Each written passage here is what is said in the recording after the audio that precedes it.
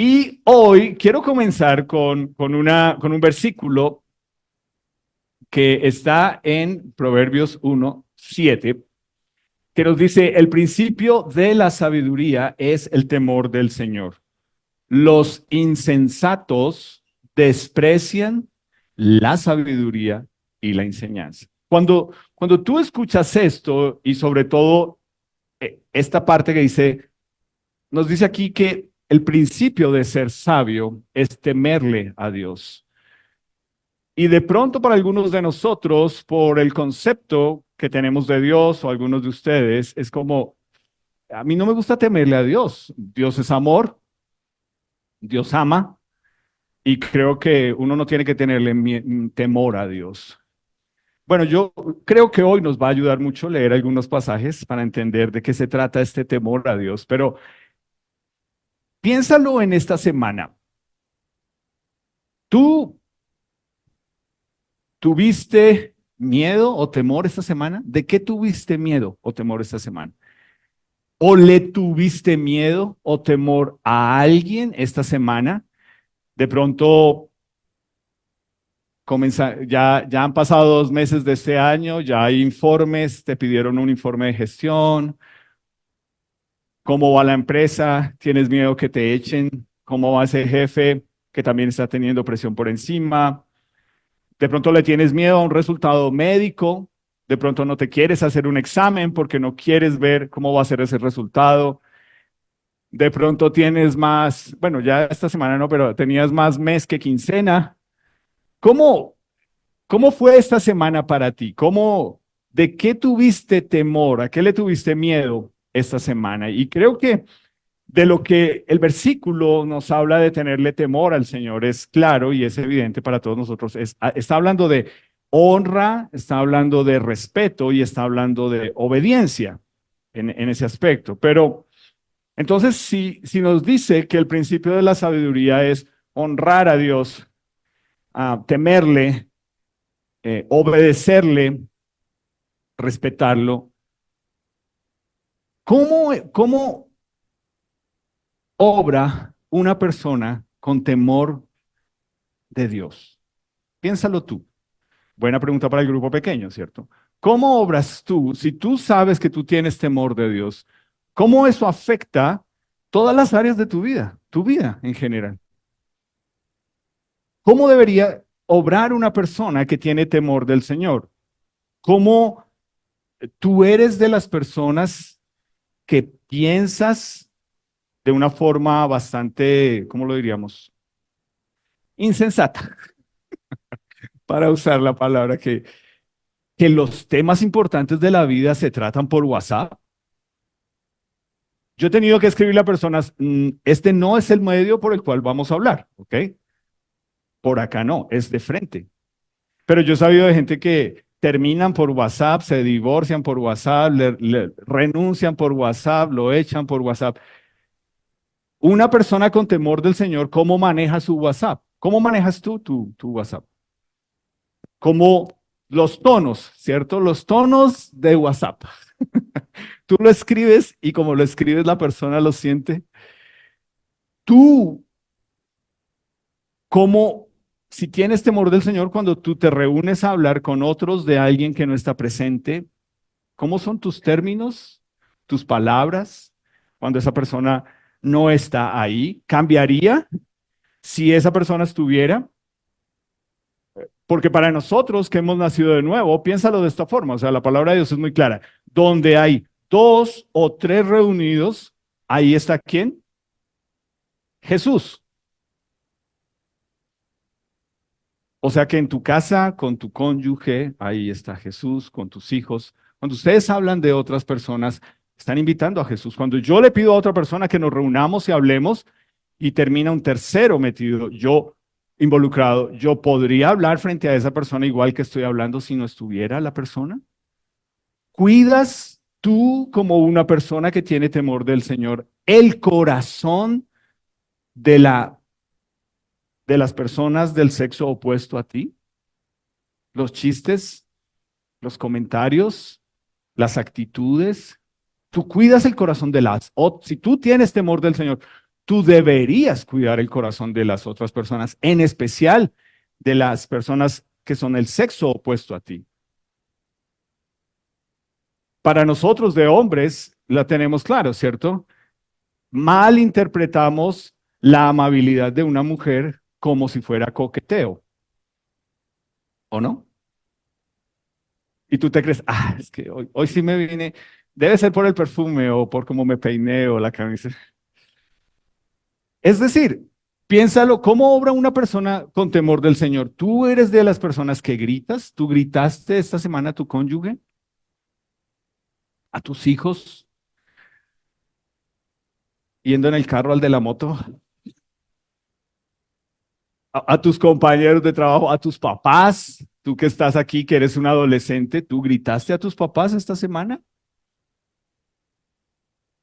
Es decir, cuando nosotros entendemos que el principio para ser sabios es temer a Dios, lo que vamos a entender es que ese temor a Dios va a afectar todas las áreas de nuestra vida, nuestras palabras, nuestras actitudes, nuestros pensamientos, y no solamente el temor de Dios debería afectar lo físico y lo material aquí, estando vivos en este mundo, también debería afectar que el temor a Dios debería hacernos pensar el día que yo muera, ¿por qué Dios me va a dejar entrar al cielo? Y si tú eres nuestro invitado hoy o vas a ver esto, esa es la pregunta.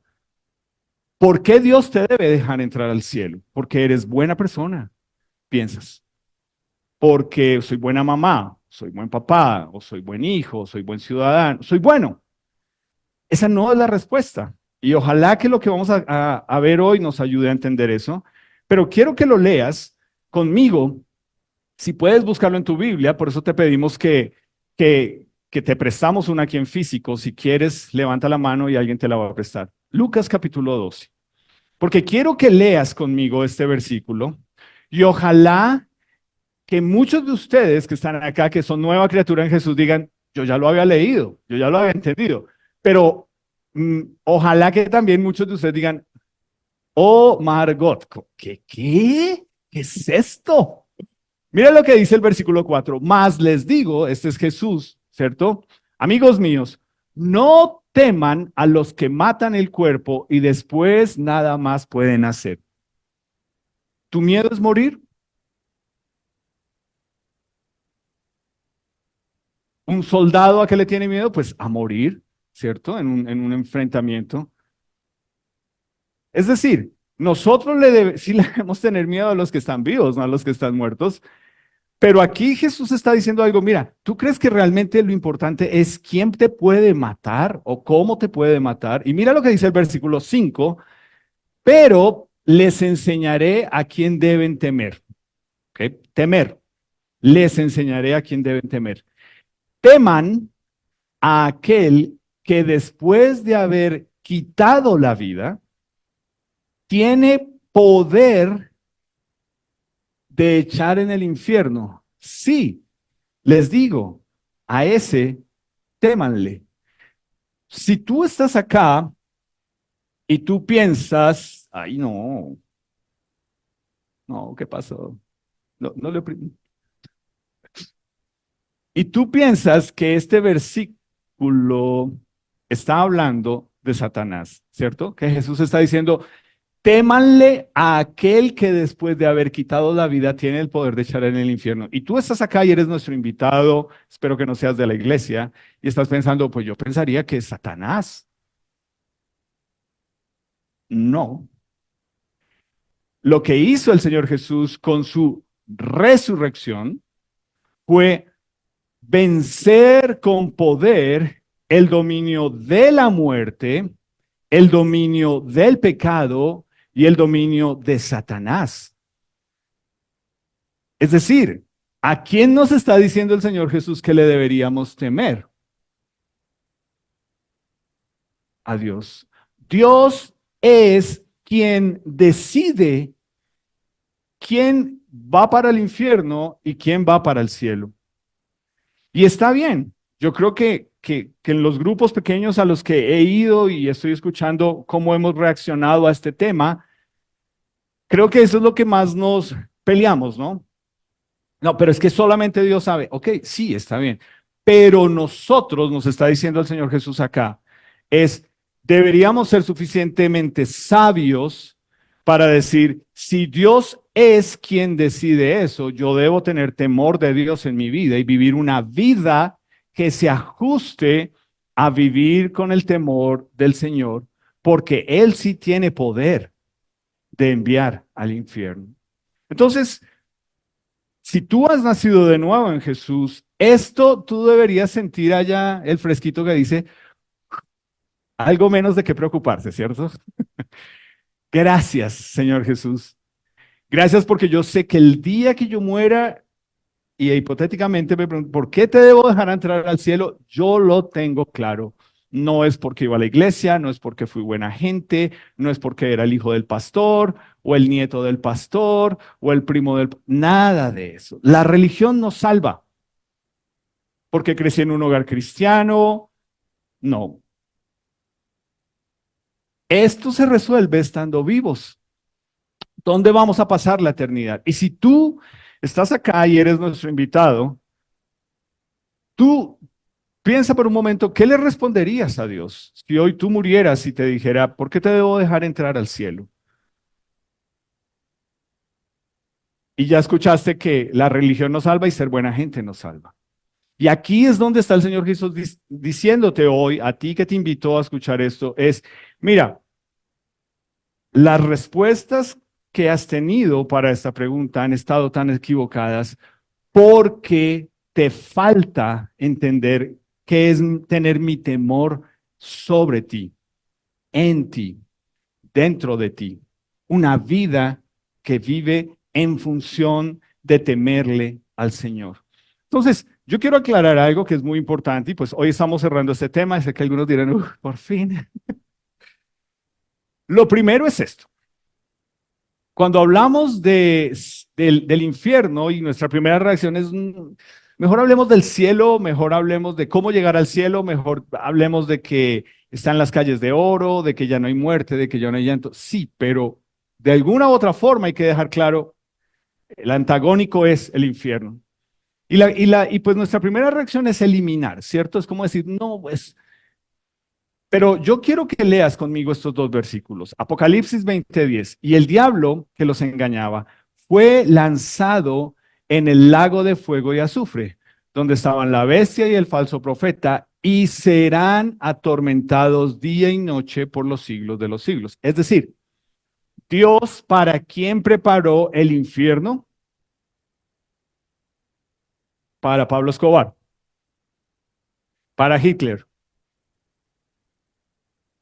para el diablo y sus demonios.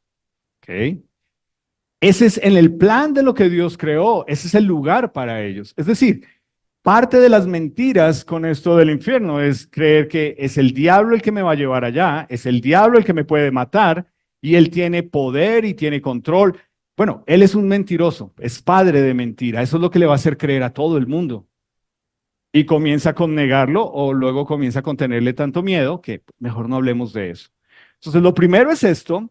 Y lo segundo, entonces uno dice, bueno, pues entonces ahí está la respuesta. Si usted me está diciendo a mí que el infierno es un lugar para Satanás y sus demonios, entonces un Dios bueno no enviaría gente al infierno. Un Dios de amor no castigaría a nadie por la eternidad. Un Dios bueno haría hasta lo imposible para que la gente evite ir a ese lugar. Léelo conmigo. Segunda de Pedro 3:9. No es que Dios sea lento para cumplir su promesa de que va a ejecutar un juicio, como algunos piensan.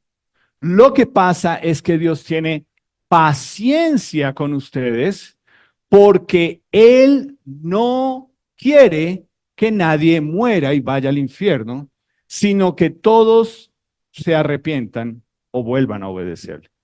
¿Te das cuenta? Yo recuerdo cuando estudiaba teología y me acuerdo de esta pregunta en algo que estábamos estudiando. ¿Hay algo que Dios no puede hacer? Y uno se queda como, Dios todo lo puede, ¿cierto? Esa es la respuesta correcta. Pues una de las cosas que Dios no puede hacer es pecar, ¿ok? Y otra de las cosas que Dios no puede hacer es torcerle el brazo a alguien y decirle, es que tiene que aceptar, ¿no ve que se va a ir al infierno? Eso no lo hace Dios. El deseo de Él es que toda la creación que Él ha creado esté con Él por la eternidad. Ese es el deseo de Él. Y por eso nos tiene paciencia. Porque hay gente allá afuera que piensa, eso está bien, pero mira, yo lo voy a hacer con la religión tradicional, yo lo voy a hacer siendo buena gente, siendo buena persona. Yo tengo mis maneras de arreglar las cosas con Dios, pero creo que te das cuenta, no es a tu manera, es a la manera de Dios. Entonces, quiero que por favor busques Lucas capítulo 16 y quiero que leamos esta historia que cuenta el Señor Jesús. Lucas 16, 19. ¿Ok? Esta no es, esta podría ser una de esas historias bíblicas que le cuentan a los niños en la escuela dominical abajo. Y creo que lo entenderían muy bien. Pero esta es una de estas historias que cuenta el Señor Jesús que refuerzan la idea de qué significa vivir con temor de Dios en la vida, qué significa no tener temor de Dios en la vida y qué significa que los insensatos desprecian la enseñanza. ¿Ok? Entonces, cuando leemos esto, nos damos cuenta que realmente no solamente se muere físicamente, también hay una muerte que es espiritual. Y esa es la muerte que el Señor Jesús nos quiere, de la que nos quiere salvar para estar con Él por la eternidad. Entonces, quiero que lo leamos. Hay muchos contrastes acá y ojalá que tú hayas leído también esta historia. Y pues voy a leerlo de corrido porque creo que luego quiero hacer los énfasis. Había un hombre rico, versículo 19, que se vestía de púrpura y de lino fino y hacía cada día banquete con esplendidez. Había también un mendigo llamado Lázaro que estaba echado a la puerta de aquel y Lázaro estaba lleno de llagas. Y Lázaro ansiaba saciarse de las migajas que caían de la mesa del rico, y aún los perros venían y le lamían las llagas. Aconteció que murió el mendigo y fue llevado por los ángeles al seno de Abraham, y murió también el rico y fue sepultado. Y en el Hades el rico alzó sus ojos estando en tormentos y vio de lejos a Abraham y a Lázaro en su seno. Entonces el rico, dando voces, dijo, Padre Abraham, ten misericordia de mí y envía a Lázaro para que moje la punta de su dedo en agua y refresque mi lengua, porque estoy atormentado en esta llama. Pero Abraham le dijo, Hijo, acuérdate que recibiste tus bienes en tu vida y Lázaro también males, pero ahora Lázaro es consolado aquí y tú atormentado. Además de esto, hay una gran cima, ¿cierto? Un gran espacio entre nosotros, puesto entre nosotros y ustedes, de manera que los que quieren pasar de aquí a ustedes no pueden, ni de allá pasar acá. Entonces el rico le dijo, te ruego, pues, padre, que le envíes a la casa de mi padre, que envíes a Lázaro, porque tengo 5 hermanos para que les testifique a fin de que también ellos no vengan a este lugar de tormento. ¿Y qué le dijo Abraham? A Moisés y a los profetas tienen, óiganlos. Él entonces dijo, no, padre Abraham, pero si alguno fuere a ellos de entre los muertos, se arrepentirán. Mas Abraham le dijo, si no oyen a Moisés y a los profetas, tampoco se persuadirán, aunque alguno se levante de entre los muertos. ¿Tú estarías dispuesto a leer esto en el funeral de tu mamá o de tu papá? ¿O de tu abuelita o tu abuelito esta semana si murieran? ¿Tú estarías dispuesto a leer esto y preguntarles a todos en la sala, ¿dónde creen ustedes que está mi papá, mi mamá, mi abuelita, mi abuelito, mi tío, mi tía, mi hermano, mi hermana? Y si tu respuesta es, no, yo no sería así capaz, ¿por qué? ¿De qué tienes temor? O sea, no has hecho la tarea. Y si la has hecho, tú sabes, ok, Dios al final es el que decide. Claro, pero creo que un pasaje como estos nos ubica en la realidad. Es que es este el Señor Jesús diciendo, bueno, ahora una historia para dormir, ¿ok? Lázaro y el rico. Fuerte. Y uno lo piensa y uno dice, uff, gracias. Yo toda la semana le he pensado, gracias Dios, sé de qué lado estoy. Pero mira los contrastes que hay en esta historia. Esta historia habla de un rico que parecía tener el favor de Dios solo por la aprobación humana. Es decir, siempre en nuestra sociedad, ¿cierto? Como seres humanos pensamos que el que tiene plata, de alguna forma, bien a vida, hizo algo para que Dios lo castigara con plata y presencia, ¿cierto? O sea, ¿qué hizo esa persona para tener plata? Y uno realmente, tristemente, y el mismo apóstol Santiago en su libro nos escribe y nos dice, ojo, porque en la iglesia puede pasar esto, que ustedes al que ven que parece que tiene plata, lo tratan de una forma y al que ven que como que anda más descachalandrado, lo tratan de otra. Y él dice, eso no debería suceder. Pero es en el mundo en que vivimos, ¿cierto? Donde vives, donde estudiaste, con quienes te rodeas, qué carro manejas, a dónde fuiste a almorzar. Todas esas insensateces que obviamente hacen que uno diga, ¿en serio tú crees que de eso se trata la vida? De vivir de apariencias para otros. Pero aquí está un hombre rico que aparentemente todo el mundo pensaba, este señor tiene la aprobación de Dios porque es rico. Y está un pobre que literalmente vivía en condición de calle. Y pues yo lo pienso, ¿cierto? Yo diría, bueno, ¿y dónde están sus hijos? ¿Qué hizo usted para merecer esto en la vida, ¿cierto? ¿Qué hizo usted en sus años de productividad? ¿Por qué ahora es un mendigo? ¿Por qué no cotizó? ¿Por qué no fue juicioso de cotizar para una pensión? No. Y lo interesante es que llega el factor común que va a llegar a todos, que equilibra las cargas y es la muerte, ¿cierto? Traté de buscar algo menos dramático, pero pues creo que ya es bien dramática la cosa. Creo que la muerte equilibra las cargas de todos, ¿cierto? Todos vamos a morir. Eso es lo fijo que tenemos al vivir acá, ¿cierto? Lo fijo cuando uno nace es que va a morir. Eso es lo más fijo que hay en este mundo. De alguna forma. Y la cuestión acá es que, según lo que nosotros leemos, nos dice, probablemente el rico fue sepultado con todos los detalles, como dijimos hace 15 días, que se hacen en un funeral para los vivos, ¿cierto? Las flores, el ataúd, el lugar, la gente. Es decir, lo que nosotros leemos ahí es que él fue sepultado de una forma en que los vivos sintieron que qué bonito funeral.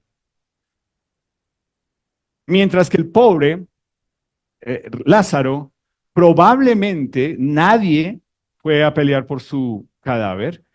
Y lo que hicieron fue que alguien lo tuvo que llevar y botarlo en el basurero de la ciudad que todo el tiempo tenía llamas, que se llamaba Jejena, y que lo que hacía era que consumía la basura y los cuerpos de la gente que moría.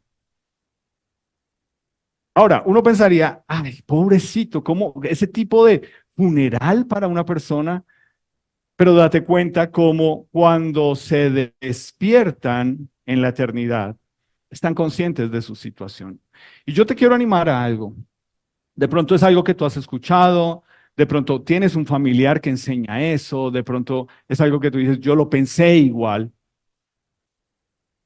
Una de las grandes mentiras que hay con respecto al infierno y que hay con respecto a la muerte es lo que enseñan los testigos, los adventistas, y es el día que tú te mueres, tú te quedas dormido. ¿Tú has escuchado eso? Yo digo, ven, amigo, ¿cómo se llama? El de los, bueno, de los testigos y los mormones.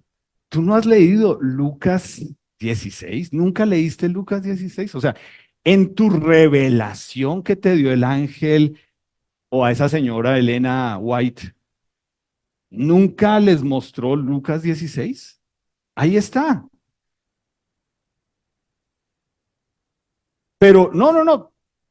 Entonces, unos son que la gente va a quedar dormida inconsciente por la eternidad, o los más facilistas son, no, pues simplemente nosotros somos algo físico que un día que se muere desaparece, ¿cierto? Y es más chévere así. O sea, el universo, dijo un amigo, ¿cierto? Somos creados del polvo de las estrellas del universo.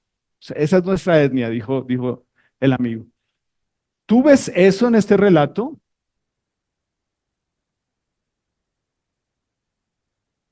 Aquí leemos que están conscientes y el que está en un tormento está consciente, está vivo espiritualmente, siendo consciente que está en un lugar de tormento. No está diciendo, ay, siquiera que estoy en el purgatorio mientras paso al cielo. No, él tiene claro que está en el infierno o separado de Dios. ¿Y sabes qué me duele al leer esto? Y es la actitud que podemos tener todos nosotros, la actitud de rico. Abraham, manda a Lázaro a que me moje la lengua. O sea, ni estando muerto en el infierno dejaba de ser un arrogante. ¿Entiendes? ¿Tú crees que tú le puedes dar órdenes a Dios? ¿Tú crees que tú puedes convencer a Dios de las cosas? Mándalo. Gracias a Dios por el padre Abraham que le dice, no, no, no se puede porque hay una gran separación entre nosotros. El hombre rico estaba en un lugar de tormento por la eternidad y ahora ahí no puede hacer nada para cambiar su situación actual. Ni nadie en el otro lado puede orar por él o bautizarse por él o ir a pagar una plegaria para que él sea sacado de ese lugar de tormento. Él lo tiene claro, con base en lo que leímos, ¿cierto?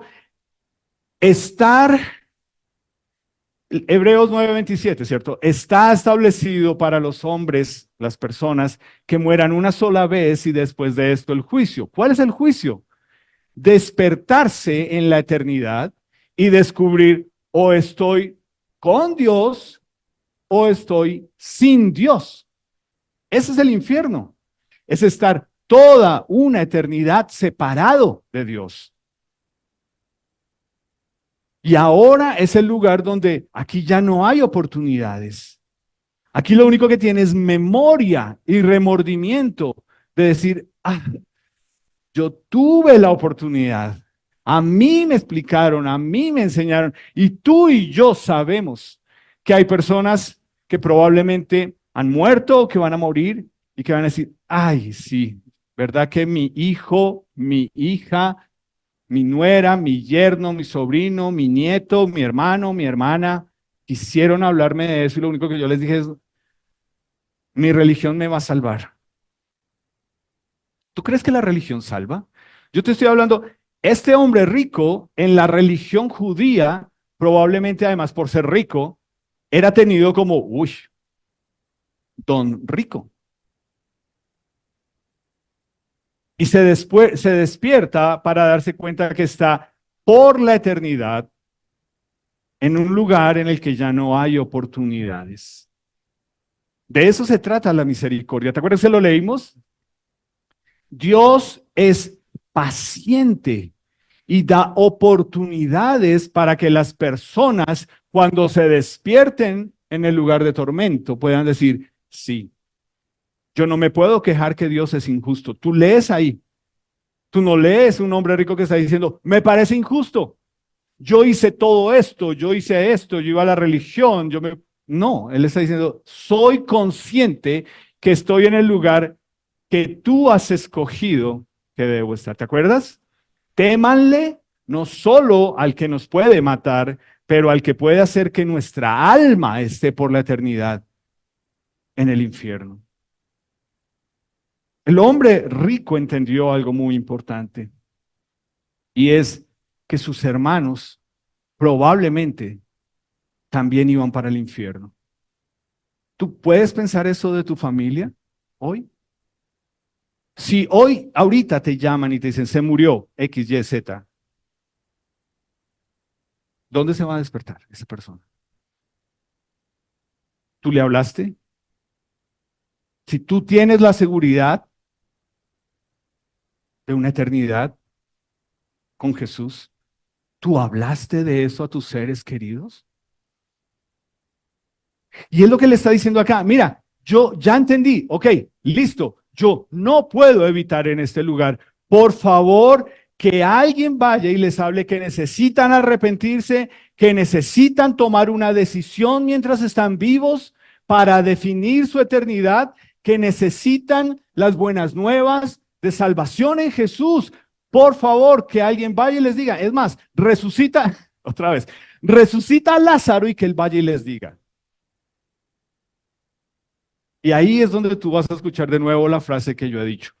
Los milagros no producen fe.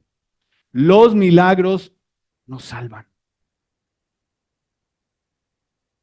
Y es lo que hay cualquier cantidad de gente allá afuera hoy pidiéndole a Dios. Dios, obra un milagro. Si tú obras un milagro, yo te voy a creer.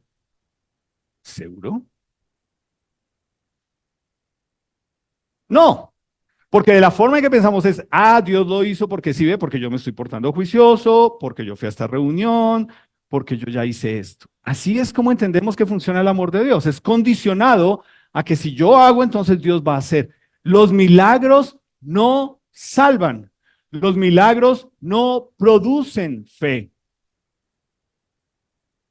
Y se lo deja claro y le dice, no. Si ellos realmente quieren escuchar el mensaje de salvación, cuando les dice, tienen a Moisés y a los profetas, les está diciendo, lean el Antiguo Testamento. Génesis, Éxodo, Levítico, Números, Deuteronomio, que es el Pentateuco, que es lo que escribió Moisés, y luego dice, y los profetas. Y tú dirías, tú piensas, ¿cierto? Es que tenemos que, yo quiero que entendamos lo siguiente. Me encanta y le doy gracias a Dios que cada uno de nosotros acá puede ser y debe ser un testimonio vivo del cambio que ha hecho Jesús en nosotros. Gracias a Dios por eso. Pero tu testimonio no va a salvar a nadie. Tú te puedes parar y decirle, mira, yo tuve cáncer y Dios me salvó. Y gente va a decir, toma tu like. Eso no salva a nadie. Tú le puedes decir, mira, yo era el borracho, yo era la persona más promiscua, yo era, etcétera. Y la gente te va a decir, chévere, eso no salva a nadie. ¿Qué es lo que salva a la gente? Porque es parte de lo que nosotros no entendemos. Es que tu testimonio solamente es un puntico decorativo del Evangelio. El Evangelio es Jesús, la obra de Jesús en querer perdonar, en buscar al pecador, en ofrecer vida eterna. Eso es lo que salva, no tu testimonio. Por favor, no me malinterpretes. Entonces tú dices, entonces yo no vuelvo a decir mi testimonio. No, lo que te estamos diciendo es que tu testimonio decora el Evangelio, pero el Evangelio es Jesús. El que salva es Jesús. Y quiero que lo leas conmigo en Romanos 10:17. Ok, pero quiero antes, me parece importante esto, antes de leer Romano es Mateo 16:26.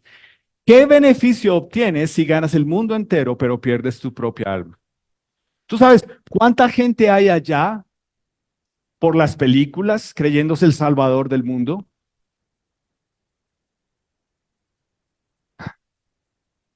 Y hay gente con muy buenas intenciones, ¿cierto? Cuando pasaron los incendios, uno veía eso y uno decía, uy, ¿qué podría hacer yo para ayudar?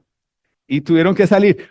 Por favor, no hagan nada. Dejen a los que saben hacer su trabajo. No vengas a salvar a los animales, no vengas a traernos ollas con agua, no vengas hasta comida, ¿cierto? Gente, vamos a salvar el mundo, vamos a reunirle comida a ellos. En un momento, ni siquiera nos traigan comida. No, porfa, déjala abierta. Ni siquiera nos traigan comida.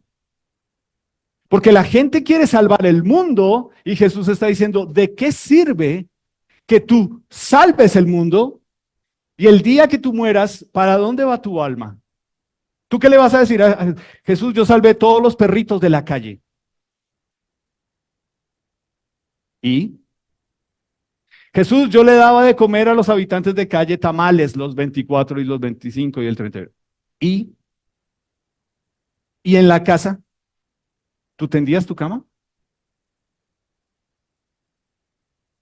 Tú que eres un adolescente acá. Esto va para todos, bueno, pero tú piensas igual. Tú quieres salvar el mundo y tendiste la cama, lavaste la loza, ayudaste en la casa. O sea, tú quieres hacer en otros lugares lo que no estás haciendo en tu propia casa. ¿De qué sirve que nos pongamos la capa a salvar a los demás? Y aquí Jesús está diciendo, ¿hay algo que valga más que tu alma?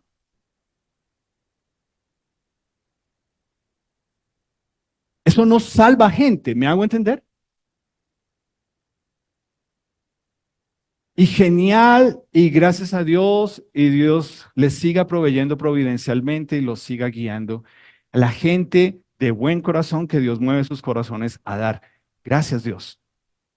Pero si una persona piensa que está haciendo eso para ganar su eternidad, eso no va a pasar. Y ese es parte del mensaje con el que nosotros llegamos a abrir una misión en Soacha. No somos una fundación. Somos una iglesia, venimos a hablar de Jesús, no de lo linda que es Patty, lo buena persona que es Patty, los regalos que da Patty, los regalos que nos consigue Patty, la comida que nos da. No, no nos interesa que la gente allá crea que Patty es la salvadora. El mensaje ha sido, el que salva es Jesús y quiere salvar sus almas, porque esto es de lo que se trata, de que realmente,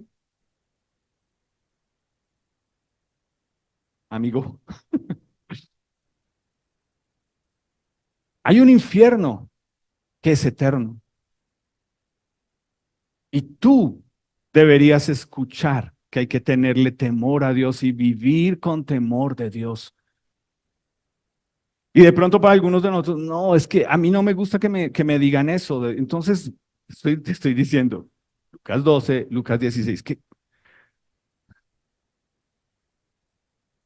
y aquí es donde nosotros debemos entender qué es lo que salva a Jesús. ¿Y cómo nos salva? Cuando nosotros decimos, no, es que mejor no les hablemos del infierno. Ok, entonces, ¿qué nos dice?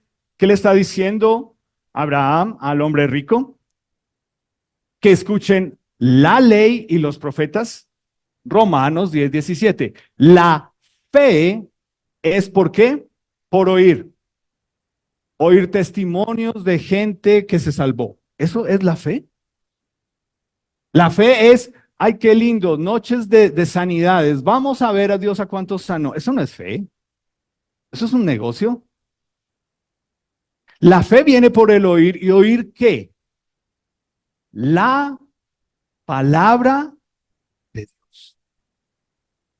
Eso es lo que la gente necesita escuchar. La gente no necesita que tú digas, mira, yo voy a invitar a tal persona que sí hace mejores chistes que Álvaro para que te enseñe el plan de salvación. Bueno, la gente no se va a salvar por eso. La gente se va a salvar porque tú les dices, la palabra de Dios dice.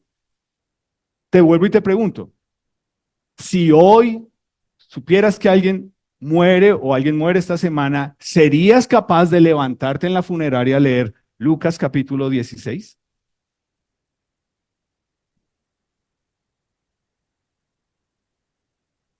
Pues, si es alguien de la iglesia, creo que es fácil, ¿cierto? Aquí es donde todo esto tiene que decantar. Es lo que Abraham le está diciendo al hombre rico. No, Los milagros no salvan. Los milagros no producen fe. Decoran el evangelio. Genial.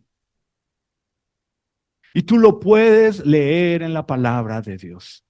Tú lees una mujer que tiene una charla con Jesús y Jesús la sana de adentro hacia afuera y ella iba y les dice, vengan y conozcan un hombre que me ha dicho todo. Y todo el mundo dice, pues eso no es tan difícil, nosotros sabemos también quién era usted.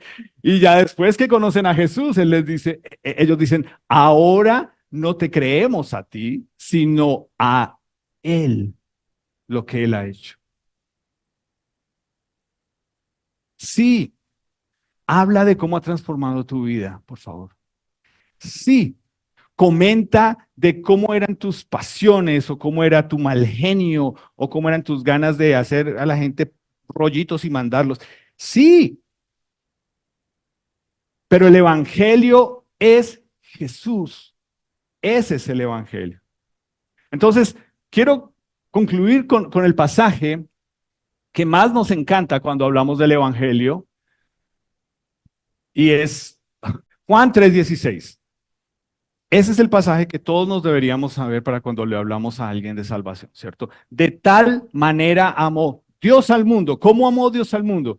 Pensé que el amor tenía forma de corazón y realmente tiene forma de cruz. De tal manera amó Dios al mundo que dio a su único hijo para que todo aquel que en él cree no se pierda. ¿A dónde se va la gente que se pierde? Lucas 16. ¿Ok? Sino que tengan vida eterna. Lucas 16. Y está bien. Y por favor, si tú solamente te sabes este versículo y este es el único versículo que tú dices, mira, por eso solo me encanta hablar de este versículo, hazlo.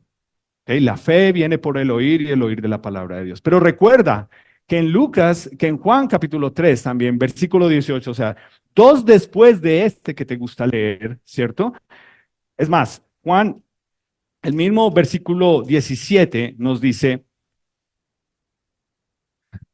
porque no envió Dios a su Hijo al mundo para condenar al mundo, sino para que el mundo sea salvo por él. Y uno dice, si ves Álvaro, ahí lo dice. ¿Por qué te encanta pararte allá a condenar a la gente? Ok, versículo 18. El que cree no es condenado, pero el que escucha y dice, "Ay, ¿en serio me vas a hablar de religión? El que no cree ya ha sido condenado porque no ha creído en el nombre de Jesús. Era de lo que hablamos la semana pasada y espero que lo hayan hablado anoche en sus grupos. ¿A ti te avergüenza contarle a otros de Jesús, del mensaje de Jesús? O sea, tú sabes que vas para el cielo, pero te da pena decirle a ellos que van para un infierno porque si no creen. Es decir, esto se trata de que para que realmente ellos puedan tener fe, necesitan oír esto. Es que se van a poner bravos, no me van a volver a hablar, no me van a... O sea, tú me estás diciendo a mí que frente a una persona que tú valoras mucho en este mundo, tu salvación pesa más lo que esa persona diga y piense de ti. Pero es que es mi papá y tú no sabes lo bravo que es. Es mi mamá y tiene ahí pegada el sticker aquí. Yo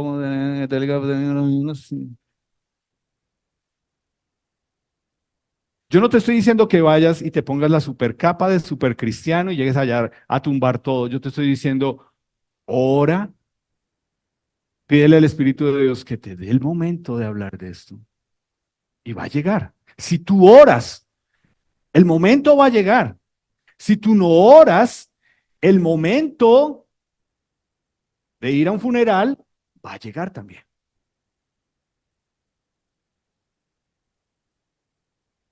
En esto conocen el amor, en que pongan su vida por otros. Es lo que debemos hacer.